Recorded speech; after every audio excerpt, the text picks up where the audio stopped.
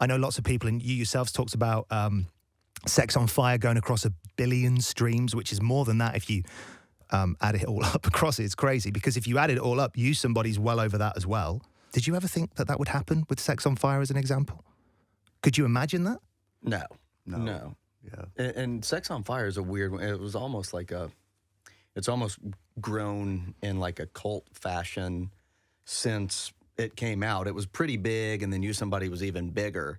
And then now I feel like Sex on Fire is the biggest one. So, yeah, I mean, we didn't expect it, and we still are blown away. Yeah, it's one of those songs that we used to kind of, you didn't dread playing it, but it was like one of those things where you would just see how much bigger of a response it got than everything else, and it made you feel bad about the rest of this. You felt sorry for the other children. But then you get to a point of pride where you're just like, man, we did this. We wrote this song. Let's go out there and enjoy it. And we always know that we have it in our pocket.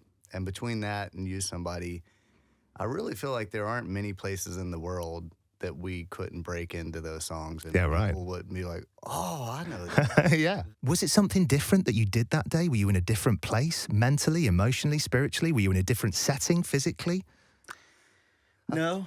I feel like there was just a, from the word go on that album, very, very much similar to this album, there was just an energy. Like we did, obviously we had never seen that kind of success. So we weren't expecting it, but there was something different. Like when we were working the songs up, I remember the first time we played You Somebody in our rehearsal space, and a colleague of ours that works with us, he stopped everything and was just like staring and kind of teary-eyed a little bit.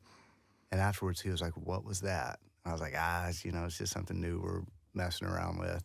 And then obviously later on I realized like the impact of the song, and then it's like, oh yeah, that must have been a pretty weird moment for him, because he had seen us from the very beginning, and it was the first time that he was like, okay, this thing might take off.